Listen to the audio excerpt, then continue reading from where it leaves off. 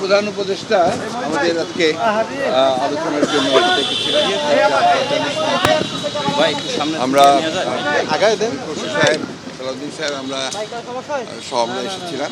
প্রায় সোয়া ঘন্টা আলোচনা হয়েছে, অত্যন্ত ফলপ্রসূ আলোচনা হয়েছে এবং আমরা অত্যন্ত আশাবাদী হয়েছি যে এই অন্তর্বর্তীকালীন সরকার নেতৃত্বে